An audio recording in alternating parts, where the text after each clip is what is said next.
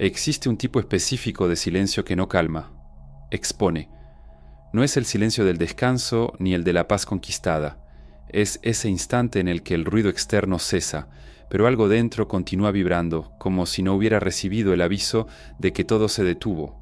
Es en ese intervalo donde algunas personas perciben un sonido, un zumbido, un tono fino o grave, indefinido, que no parece venir de ningún lugar, y precisamente por eso incomoda tanto, no porque duela, sino porque revela. No escuchas ese sonido cuando estás demasiado ocupado intentando ser alguien. No aparece en medio de la prisa, de la actuación, de la respuesta automática. Surge cuando el papel cae por unos segundos y no hay nada preparado para ocupar su lugar.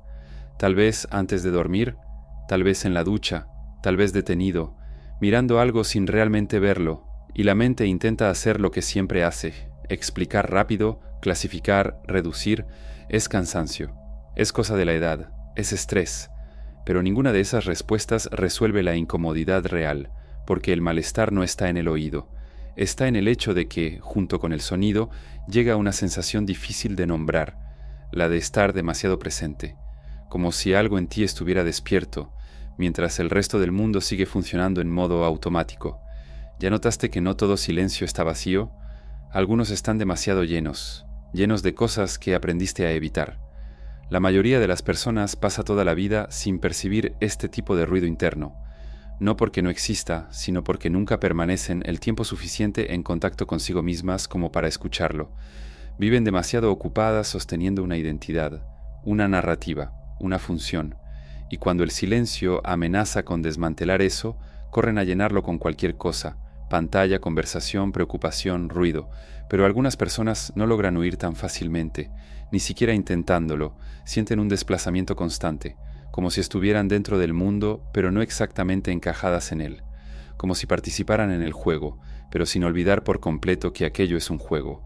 Y el sonido regresa, no como un mensaje claro, no como una voz, sino como fricción.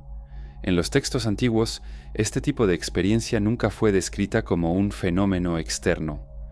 No era algo que viniera de afuera hacia adentro.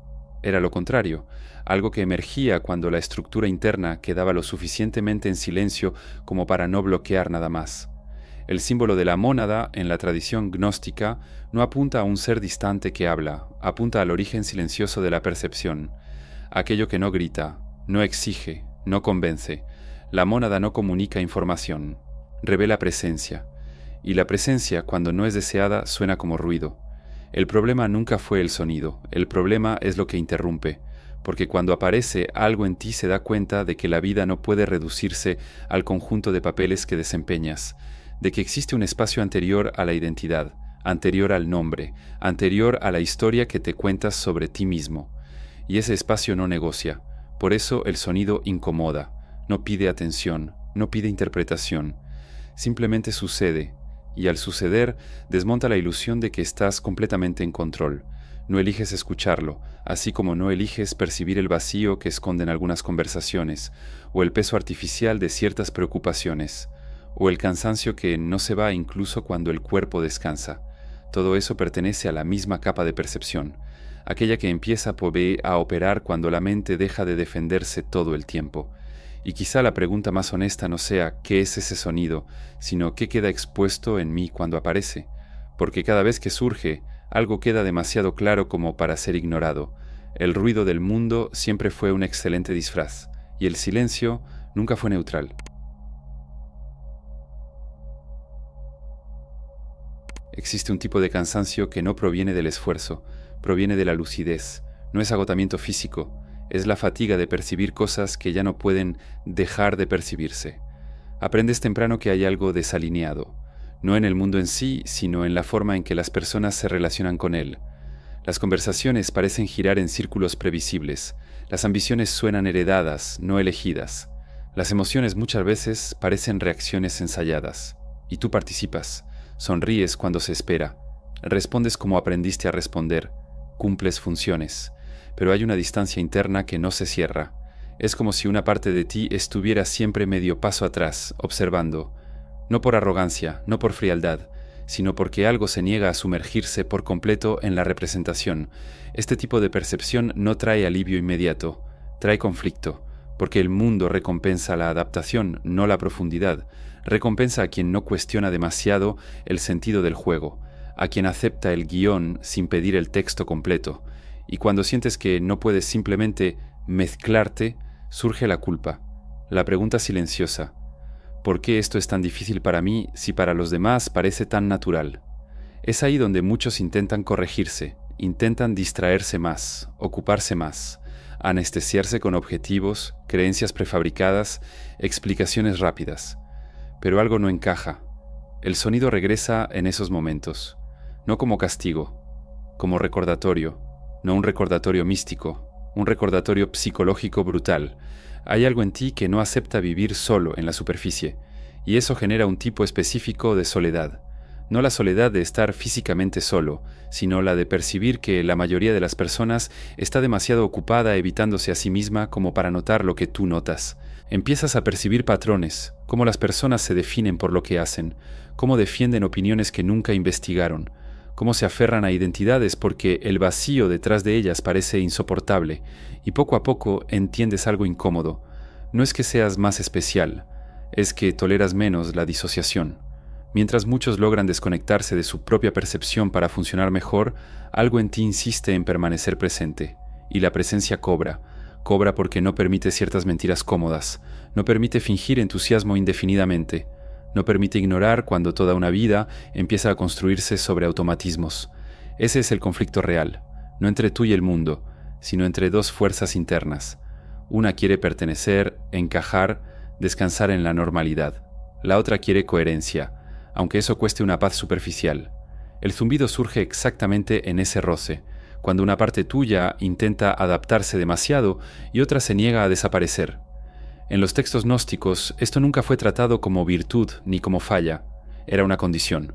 Había personas completamente inmersas en la vida material, otras que tocaban algo más profundo solo en momentos raros, y estaban aquellas para quienes la percepción no se apagaba por completo, no como privilegio, sino como responsabilidad silenciosa, porque percibir más no significa saber más, significa no poder fingir por mucho tiempo, y eso explica muchas cosas que quizá nunca lograste nombrar. La incomodidad ante promesas vacías, la aversión a discursos excesivamente entusiastas, la sensación de que algo esencial siempre queda fuera de las explicaciones prefabricadas. No buscas respuestas por curiosidad intelectual, buscas porque algo en ti no logra acomodarse sin sentido, y cuando ese impulso no encuentra un lenguaje adecuado, se manifiesta como tensión, como ruido, como sonido. No porque el sonido sea el mensaje, sino porque la mente, cuando no encuentra una narrativa honesta, crea síntomas de fricción. Es importante decir esto con claridad. El problema no es demasiada sensibilidad, es demasiada incoherencia alrededor. Y vivir de forma coherente en un entorno que valora la distracción constante tiene un costo psíquico alto. Por eso muchas veces te sientes cansado sin un motivo aparente, o desconectado de objetivos que deberían motivarte, o inquieto incluso cuando todo está en su lugar. El sonido aparece como un marcador interno, no para decirte qué hacer, sino para señalar cuando te estás alejando demasiado de ti mismo. Surge cuando la vida se vuelve demasiado teatro, cuando la adaptación empieza a exigir el abandono de la percepción, y quizá lo más incómodo sea admitir que este conflicto no tiene solución externa. No hay sistema, creencia ni rol social que lo resuelva por ti, porque el conflicto no es con el mundo, es con el intento de reducirte para encajar, y la mónada como símbolo no representa algo que deba alcanzarse, representa aquello que ya eres antes de intentar encajar. El sonido no te llama fuera de la vida, te llama hacia dentro de la experiencia real de estar vivo, y eso, para quien pasó mucho tiempo ajustándose, suena como ruido. Existe un error silencioso que atraviesa casi todas las búsquedas espirituales, la idea de que el reino es algo que debe alcanzarse, un estado futuro, un lugar interno que se conquista con esfuerzo, pureza o conocimiento acumulado, una especie de premio por buen comportamiento existencial. Pero esta idea siempre ha producido más frustración que claridad, porque cuanto más alguien intenta llegar a ese reino, más distante parece volverse. En los símbolos gnósticos, el reino nunca fue presentado como un destino, era descrito como una condición de percepción, no algo que surge cuando cambias el mundo, sino cuando algo en ti deja de distorsionarlo. La mónada, en este sentido, no es una entidad que envía señales, es el fondo silencioso a partir del cual toda experiencia sucede.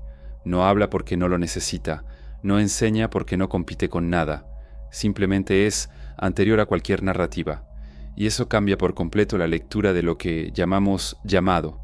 El zumbido, el ruido interno, la sensación de presencia excesiva, no son mensajes codificados, son efectos secundarios de una percepción que empieza a operar con menos filtros. Es como cuando entras a un ambiente extremadamente silencioso después de mucho ruido. Al inicio, el silencio parece ensordecedor. Escuchas tu propio cuerpo, tu propia respiración, tu propia sangre. Nada de eso surgió en ese momento, siempre estuvo ahí. Pero antes estaba cubierto. La mayoría de las personas vive cubierta por capas constantes de estímulo, no solo externos, internos, expectativas, roles, narrativas heredadas, ideas sobre quiénes deberían ser. Estas capas funcionan como un aislamiento acústico psíquico, reducen el contacto con la percepción en bruto.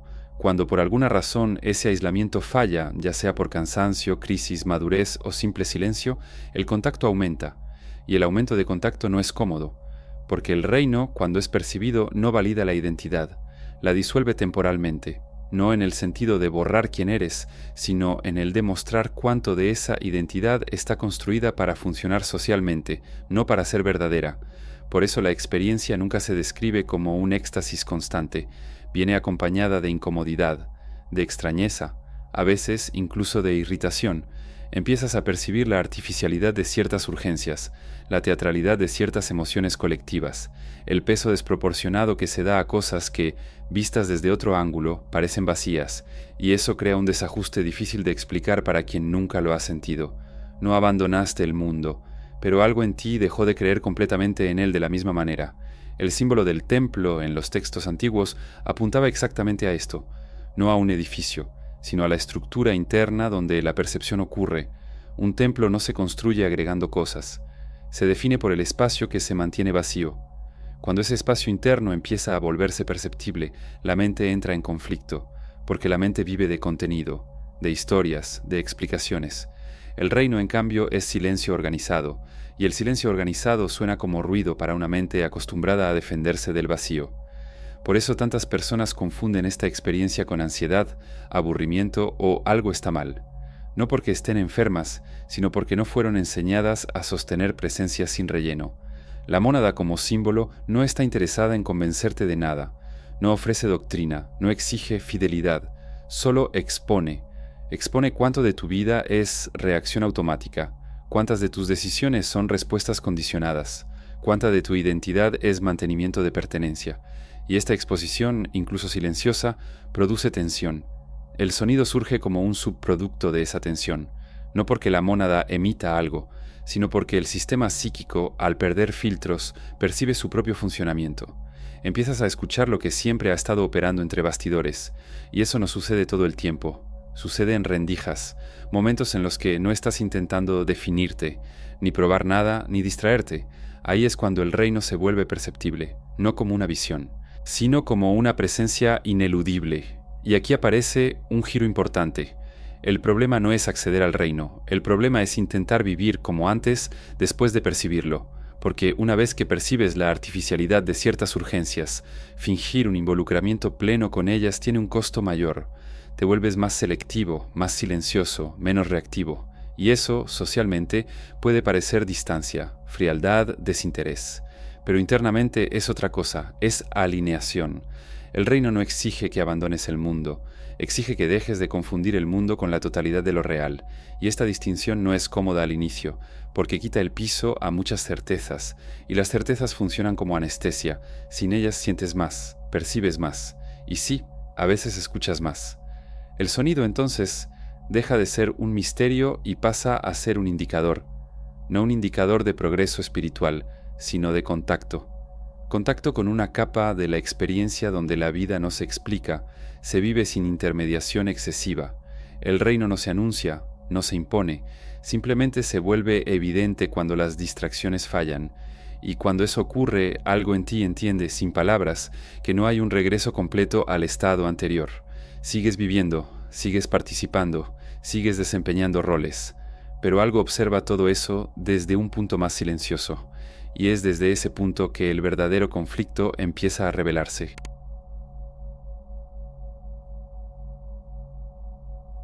Después de que la percepción se profundiza, algo cambia de lugar, y no es el mundo. El error más común en este punto es imaginar que el conflicto está allá afuera, en el sistema, en las instituciones, en las personas distraídas, en la cultura superficial. Pero eso es solo la capa visible. La fricción real ocurre en otro nivel, entre aquello que percibiste y aquello que todavía intentas sostener, porque percibir no disuelve automáticamente al personaje, solo lo expone. Sigues teniendo un nombre, una historia, un rol social, expectativas asociadas a ti. Y de pronto todo eso empieza a parecer un poco demasiado rígido, no falso en un sentido moral, sino artificial en un sentido estructural, como una ropa que todavía queda, pero que ahora sientes todo el tiempo sobre el cuerpo. El apego a la identidad es silencioso, no se presenta como vanidad, muchas veces se presenta como responsabilidad. Yo soy así, siempre lo he hecho de esta manera. La gente espera esto de mí, y el personaje funciona. Entrega resultados, mantiene relaciones, garantiza pertenencia, pero necesita ruido para seguir existiendo. Necesita validación constante, reacción, narrativa.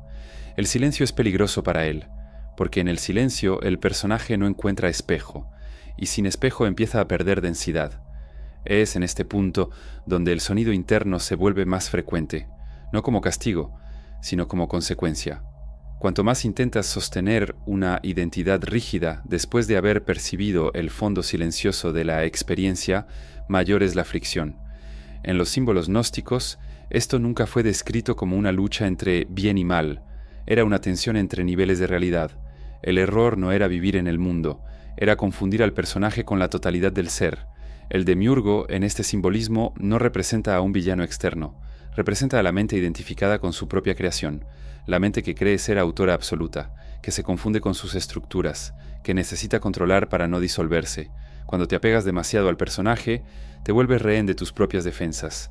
Defiendes opiniones que ya no tienen sentido, sostienes rutinas que ya perdieron vitalidad, reaccionas emocionalmente para proteger una imagen interna, y cada vez que eso ocurre, algo en ti percibe la incoherencia, no como juicio, como ruido. El sonido surge cuando te traicionas un poco, cuando dices sí para mantener la narrativa, pero algo en ti ya sabe que eso no es íntegro. Eso no te hace mejor que nadie, te hace más consciente del costo. La mayoría de las personas se adapta por completo y paga el precio sin notarlo. Tú notas el precio mientras todavía lo estás pagando, y eso duele. Duele porque no hay una solución simple. No puedes simplemente abandonar al personaje, tampoco puedes volver a creer totalmente en él. Te quedas en medio, entre funcionar y ser, entre pertenecer y ser coherente, entre hablar y callar. Aquí es donde muchos se pierden intentando explicar demasiado lo que sienten. Intentan encontrar un sistema, una doctrina, una identidad espiritual que sustituya a la anterior, pero eso es solo cambiar de personaje. El mecanismo es el mismo, solo cambia el vestuario. La claridad gnóstica es más incómoda, no hay una identidad final donde descansar. El reino no ofrece un nuevo rol, disuelve la necesidad de un rol absoluto, y eso exige madurez psíquica, exige soportar no saber exactamente quién eres todo el tiempo, exige tolerar el vacío entre respuestas, exige dejar de reaccionar automáticamente para defenderte. El enemigo entonces no es el mundo ruidoso, es la dependencia interna del ruido para sostener la sensación de existir. Cuando esa dependencia empieza a debilitarse, el personaje entra en alerta, surge resistencia interna, pensamientos que desacreditan la experiencia, impulsos para volver al automático. Nada de eso es señal de error, es señal de que algo estructural está siendo cuestionado. El sonido acompaña este proceso como un marcador, no dice ve por aquí, dice te diste cuenta de cuando estás actuando de más, te diste cuenta de cuando reaccionas por miedo a perder identidad. Te diste cuenta de cuando intentas protegerte del vacío en lugar de atravesarlo. Y atravesar el vacío no es un acto heroico, es un acto silencioso. Es no llenar de inmediato, no explicar, no justificar, es sostener unos segundos más de presencia desnuda, y poco a poco ocurre algo curioso. El sonido deja de ser una amenaza y pasa a ser fondo. No desaparece, pero pierde el carácter de intrusión. porque el conflicto ya no es entre percepción y personaje. El personaje empieza a volverse una herramienta, no una prisión. Sigues usándolo, pero no crees totalmente en él. Y eso lo cambia todo. Cambia cómo reaccionas, cómo eliges, cómo te involucras. El mundo no necesita cambiar. Tampoco necesitas aislarte de él. Lo que cambia es el grado de identificación. Y cuando la identificación se relaja, el ruido interno encuentra menos resistencia. El silencio deja de ser enemigo. Y el sonido, paradójicamente, se integra a él.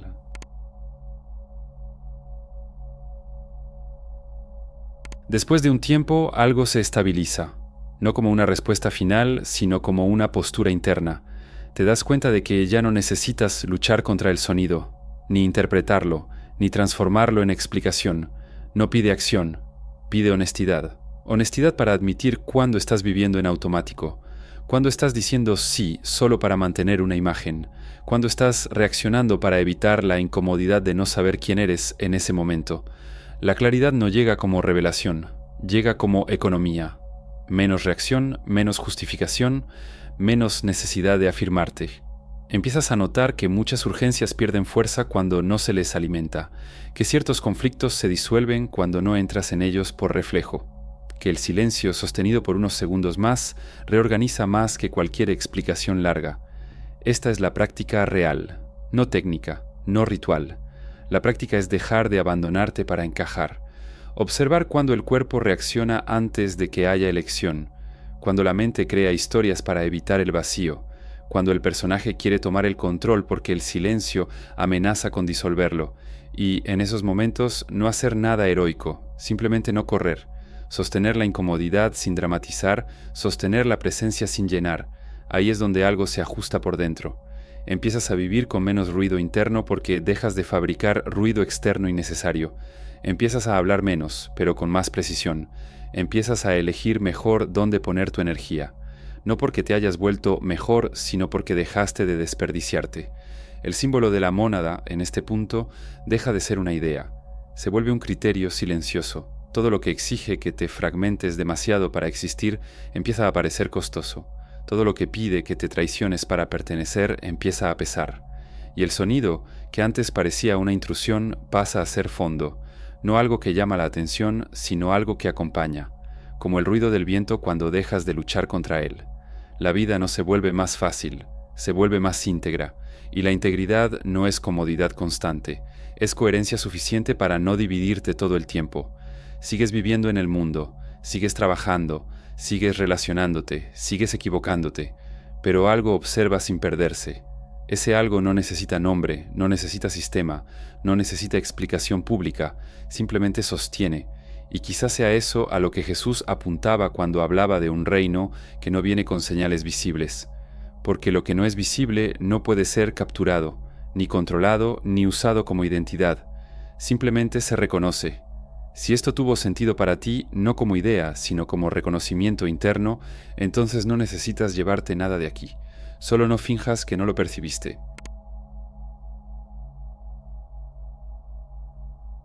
Hubo un periodo de mi vida en el que todo parecía funcionar, pero nada parecía verdadero.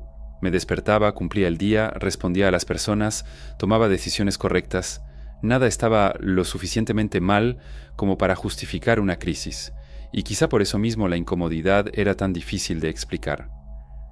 Recuerdo una noche en particular. No había tristeza ni ansiedad clara, solo silencio. Ese tipo de silencio que no relaja, aprieta. Estaba sentado sin hacer nada y me di cuenta de algo simple. No estaba huyendo. No había pantalla, no había distracción, no había una explicación lista. Y fue en ese momento cuando algo empezó a incomodar. No como pensamiento, como presencia. No era un sonido dramático, era casi nada, pero era insistente. La incomodidad no venía del cuerpo.